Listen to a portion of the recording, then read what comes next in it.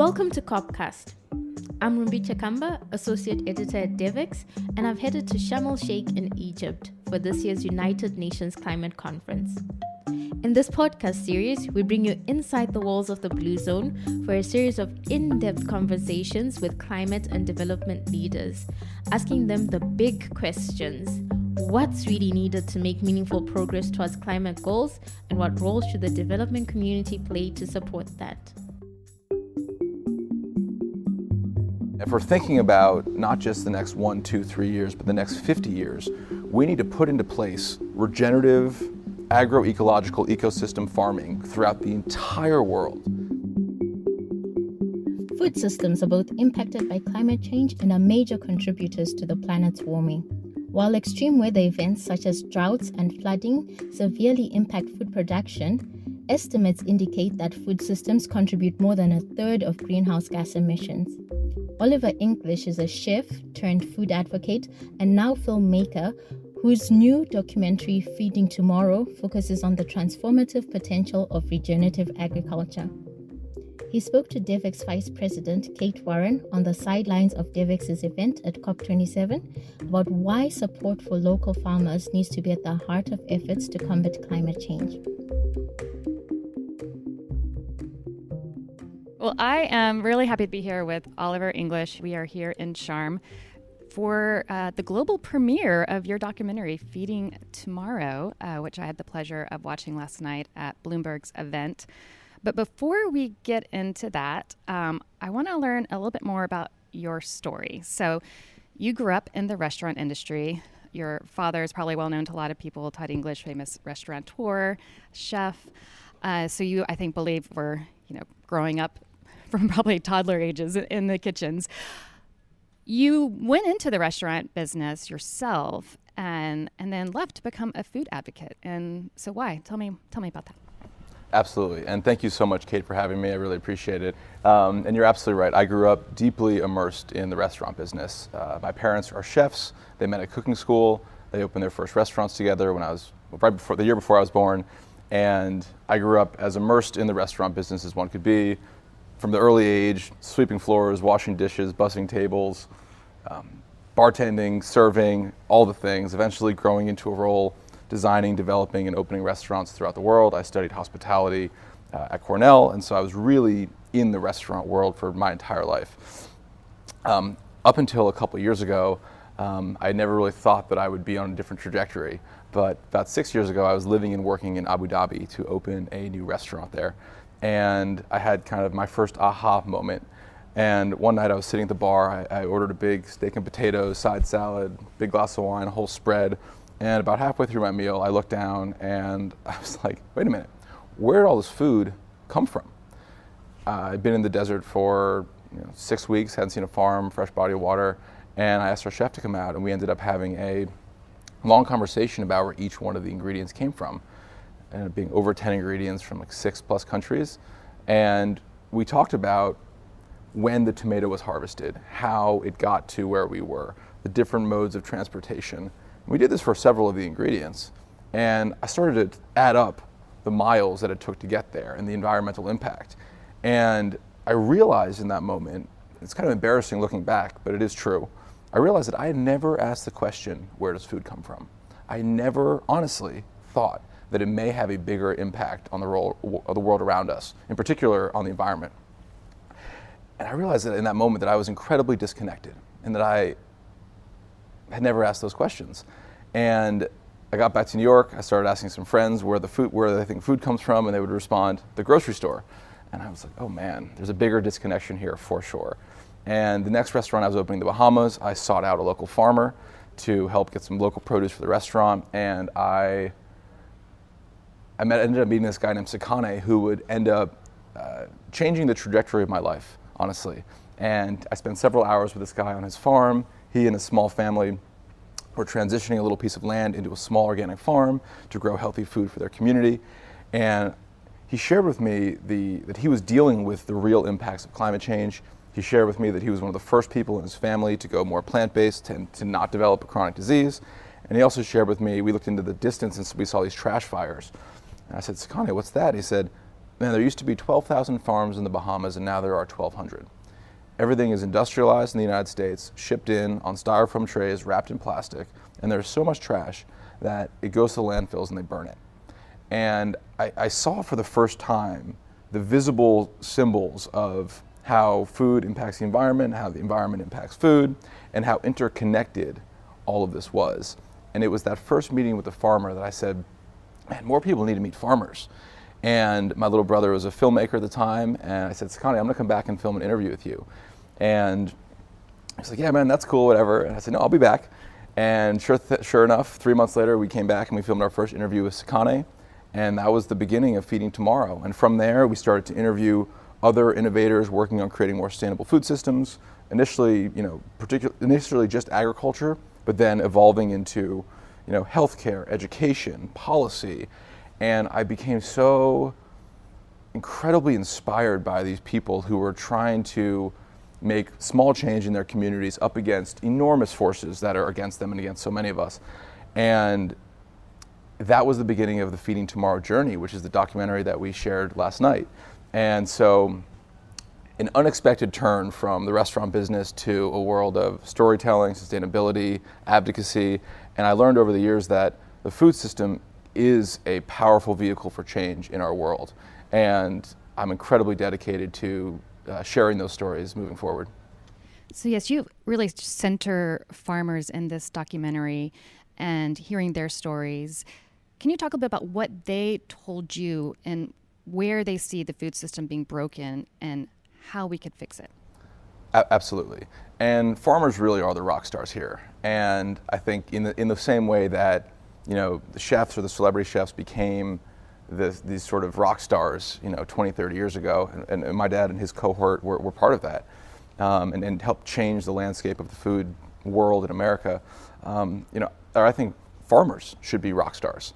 Farmers are rock stars, and we really wanted to elevate farmers in the conscientiousness of people. And what I really think is that farmers are some of the most earnest, hardworking, grounded, passionate people that I've ever met.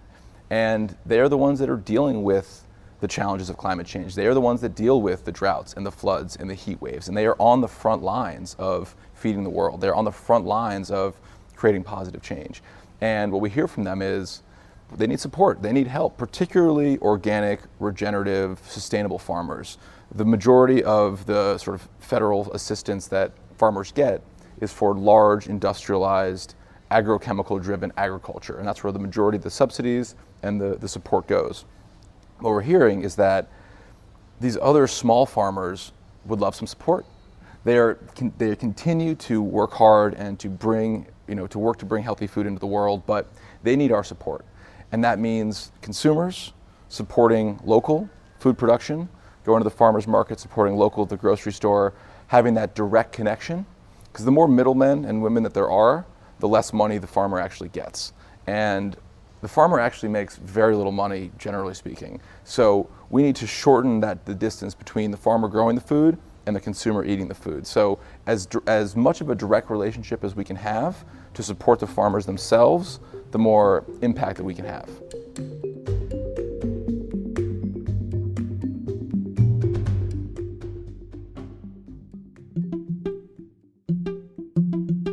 The world is facing an unprecedented global food crisis. Here at DevX, we're following the state of food insecurity around the world and the solutions that are needed to overcome it. I'm Teresa Welsh, senior reporter, and I'm also the author of DevX Dish, a free weekly newsletter bringing you a comprehensive look at everything that matters in the world of food. Each Wednesday, DevX Dish will be your guide through the interlocking policy, infrastructure, climate, agriculture, nutrition, and human rights issues remaking the way food is grown and distributed. Visit devx.com/newsletters to subscribe and get your weekly update on the race for a sustainable global food system. So a big topic of conversation is the growing food crisis, right? And it's easy to think, okay, well, let's think about how we can quickly get more food to more people. And your film focuses a lot on US-based farms. the U.S.-based approach to agriculture, we often export in how we do our food aid and how we do food development globally. What do you think are the global implications of that? And is this a moment for us to rethink how we do the food system, because it is so front and center for so many people right now? Absolutely. That's a very, very, very, very good question. I think for the past several decades, first thing, everyone's got to eat. And I think for the past several decades, the prevailing wisdom has been, let us maximize production, let us maximize short-term profit, let's maximize short-term production. And to do that, we've introduced tremendous amounts of agrochemicals and petrochemicals to grow our food. And it has grown a lot of food. I mean, so much food, so much so that 40% of the food that's grown in the United States is wasted, to the tune of over $200 billion a year in waste, which is egregious. And I think this represents a bigger shift that we need to think about in terms of moving from a short-term, linear, industrialized model to a long-term, regenerative, circular model. And if we're thinking about not just the next 1, 2, 3 years, but the next 50 years, we need to put into place regenerative, agroecological ecosystem farming throughout the entire world. And what that looks like is not exactly the same throughout the world. You take the principles of regenerative agriculture and you apply them locally to different parts of the world. And many parts of the world had been doing this or are still doing this, for the past several hundred years. It was only since the 1970s during the Green Revolution did America, as you said, start to export this large-scale agrochemical-based industrial agriculture to other parts of the world via the Green Revolution, which is the opposite of green, actually. We need to think differently about what sustainability looks like. Growing tremendous amounts of food and shipping it to other parts of the world does not actually help people in the long run. Helping set up local, organic, regenerative, agroforestry, perennial systems in different parts of the world and allowing people to flourish with those native plants and with those localized conditions in different parts of the world is what is going to actually build resilience in the long run. It is what is going to provide healthy food for people in the long run. It is what is going to provide jobs and economic security in the long run. And it is the only thing that is going to keep people in the place that they are at. Right now, this model that we have of industrializing the system and sending it to different parts of the world degrades locals' ability to grow their own native food that's been grown there, whatever the part of the world is, forever. So we need to take a step back, look at 30, 50-year scope, 100 years, 7 generations. We need to think big picture and long term. We've been thinking short-term profit, this year, that year, this year, 1, 2, 3 years out at most. And if we think about the big picture in the long term, it's about creating conditions where all peoples in the world can flourish in their part of the world based on natural agroecological farming. Your film also talks about the intersection with health, right? And how food is so interconnected with health. And you do feature a medical professional whose father was diagnosed with cancer. And she really saw how food became a very powerful medicine for him. And you talk about how food was seen as medicine for centuries until this industrial agriculture complex started. Many indigenous communities who are stewards of majority of biodiversity in the world, this is how they approach food. This is how they approach medicine. So what can we learn from them, and what should we be doing to think about how, it's not that we don't know what to do, right?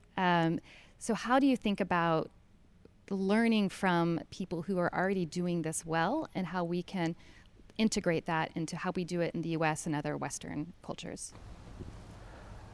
I think it begins with listening. And that's something that even my understanding of the role and the importance of indigenous wisdom has evolved and grown over the past couple of years of learning about this work. And I think the key thing is to listen, to be humble about the shortfalls of the system that we know to be this industrialized normal system, and to go back and really pay homage to the fact that many of these indigenous communities are still the ones that are responsible for stewarding most of the ecosystems in the world.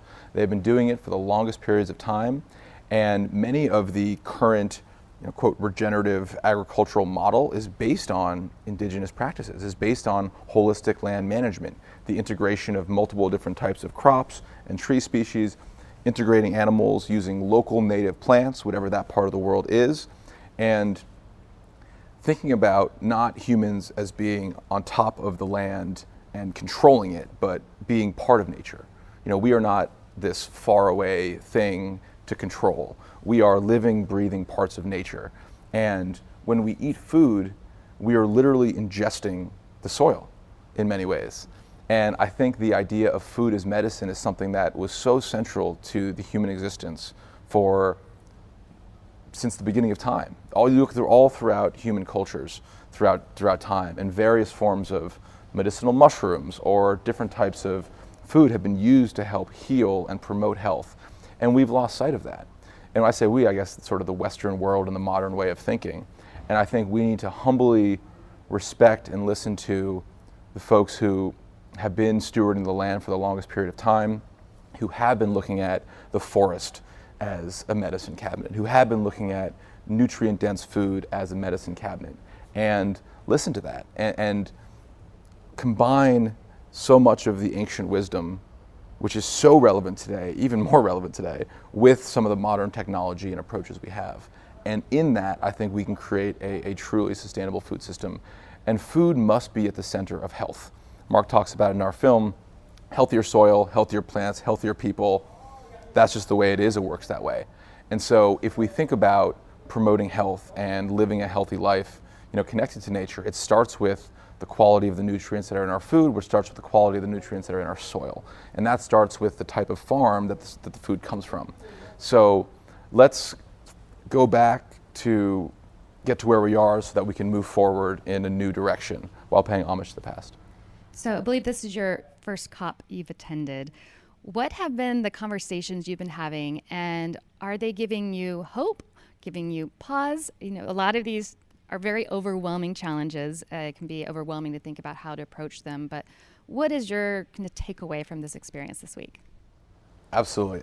I'm a believer that more conversation is better than less.